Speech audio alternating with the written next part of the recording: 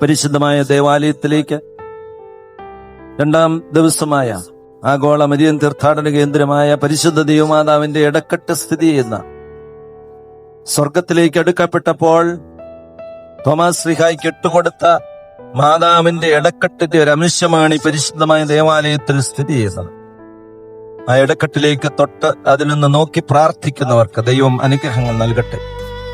ഈ ദേവാലയത്തിലേക്ക് എന്നെ ക്ഷണിച്ച ഈ പള്ളിയുടെ വികാരി ബഹുമാനപ്പെട്ട ഇട്ടിയടുത്ത് കുറിയാക്കോസ് കോർപ്പിസ്കോപ്പ, ഇതിന്റെ പ്രോഗ്രാം കോർഡിനേറ്ററായിട്ട് പ്രവർത്തിക്കുന്ന ബഹുമാനപ്പെട്ട കിഴക്കേടത്ത് കുറിയാക്കോസ് കോർപ്പിസ്കോപ്പ, ഇതിന്റെ എല്ലാ കാര്യങ്ങൾക്കുമൊക്കെ ഓടി നടക്കുന്ന എല്ലാ സഹവികാരിമാരെയും, ഈ പള്ളിയുടെ ട്രസ്റ്റിമാര്, സെക്രട്ടറി, ഇതിന്റെ മാനേജിംഗ് കമ്മിറ്റി അംഗങ്ങളെ എല്ലാവരെയും പ്രത്യേകമായിട്ട് സന്തോഷത്തോടെ നന്ദി നിറഞ്ഞ ഹൃദയത്തോടെ സ്മരിക്കട്ടെ.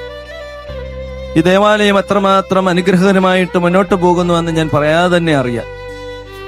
ഇതിന്റെ പൗരാണികത, ഇതിന്റെ പുരാതനത്വം, വന്യനായ വെട്ടിക്കുന്നേൽ അച്ഛന്റെ നേതൃത്വത്തിൽ ഈ ഇടവക എത്രമാത്രം വളർന്നു വന്നു എന്നുള്ളത്, അതിന്റെ പാരമ്പര്യം കാത്തു സൂക്ഷിച്ച് കാലാകാലങ്ങളിൽ വികാരിമാരായിരുന്നവരും ബഹുമാനപ്പെട്ട സഹവികാരിമാരും ഈ പള്ളിയോട് ചേർന്ന് നിന്ന് ഇവിടെ പള്ളിയുടെ കമ്മിറ്റിയുമായിട്ട് ചേർന്ന് നിന്ന് പ്രവർത്തിച്ചപ്പോൾ ഈ ദേശത്തിന് മാത്രമല്ല ലോകമെമ്പാടുമുള്ള എല്ലാവർക്കും അനുഗ്രഹത്തിന്റെ ഭണ്ഡാരമായി തീരുകയാണ് മണർകാട് പള്ളി.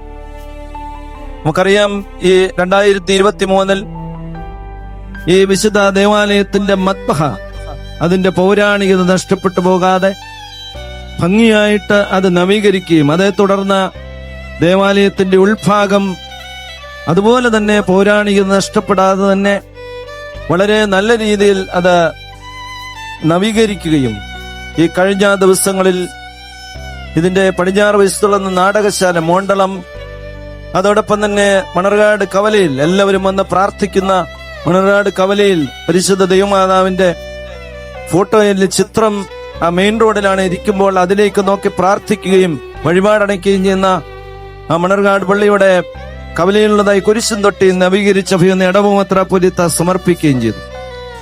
ഇതിന്റെയൊക്കെ പ്രത്യേകത, വാസ്തവത്തിൽ ഈ പള്ളി പൊളിച്ചു പണിതില്ല, അതിന്റെ പൗരാണിക നഷ്ടപ്പെടുത്തിയില്ല എന്നുള്ളതാണ് ഈ പള്ളിയുടെ കാലാകാലങ്ങളിലിരുന്ന മാനേജിംഗ് കമ്മിറ്റിയെ അഭിനന്ദിക്കുവാനായിട്ട് ഈ സമയം ഉപയോഗപ്പെടുത്തുന്നത്.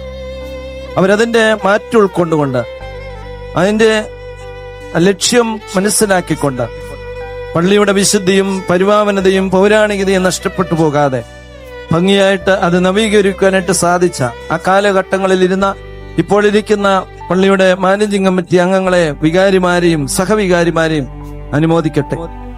അതോടൊപ്പം തന്നെ നമുക്കറിയാം, ഈ ദിവസങ്ങളിൽ 8 ദിവസവും രാവിലെ 10 മുതൽ ഏതാണ്ട് രാത്രി 10:30 മണി വരെ 10,000-കണക്കിന് ആൾക്കാര് ഇവിടെ വന്ന് ഭക്ഷണം കഴിച്ചിട്ടാണ് പോകുന്നത്.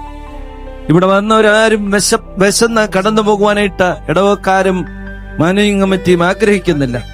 രാവിലെ 10:30 മുതൽ കഞ്ഞി വീഴ്ത്തൽ, എല്ലാവർക്കും വരുന്നവരുടെ വിശപ്പടക്കി ആരുടെയും അത് രാവിലെ മുതൽ വൈകിട്ട് രാത്രി 10:30 മണി വരെ ഈ ദേവാലയത്തിൽ വന്ന് പ്രാർത്ഥിക്കുന്ന തീർത്ഥാടന കേന്ദ്രമാണല്ലോ.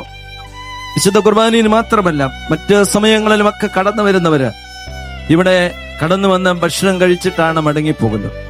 അതിനുവേണ്ടി ധാരാളം ആൾക്കാർ ഇതിന്റെ പിന്നിൽ പ്രവർത്തിക്കുന്നുണ്ട്. ഇടവക്കാര് മാത്രമല്ല, ധാരാളം ആൾക്കാർ അതിന്റെ പിന്നിൽ വളരെ ത്യാഗോജ്ജലമായിട്ട് പ്രവർത്തനം നിർവഹിക്കുന്നു. എത്രമാത്രം സ്തുത്യർഹമായ സേവനമാണ് അവർ നിർവഹിക്കുന്ന. അവരെയൊക്കെ പേരെടുത്ത് പറയുവാനായിട്ട് ആഗ്രഹിക്കുന്നില്ല എങ്കിലും ആ പ്രവർത്തിക്കുന്ന എല്ലാവരെയും, പള്ളിയുടെ മാനേജിംഗ് കമ്മിറ്റിയുടെ പ്രത്യേക മേൽനോട്ടത്തിൽ പ്രവർത്തിക്കുന്ന എല്ലാവരെയും അങ്ങേയറ്റം അനുമോദിക്കട്ടെ.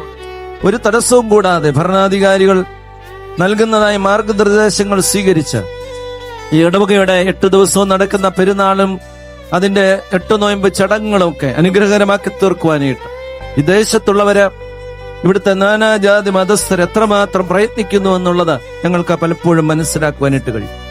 ഇത് ഇടവകക്കാരുടെ മാത്രമല്ല മണർകാട് പള്ളി, നാനാജാതി മതസ്ഥരുടെ കടന്നു വരുന്ന എല്ലാവർക്കും അഭയകേന്ദ്രമായിരിക്കുന്ന ഈ പള്ളിയിൽ വന്നൊന്ന് പ്രാർത്ഥിച്ചാൽ ഒരുപാട് സാക്ഷ്യങ്ങൾ നമുക്ക് പറയുവാനായിട്ടുണ്ട്. ദൈവം എല്ലാ നന്മകളും നൽകട്ടെ എന്ന് പ്രാർത്ഥിക്കുന്നു.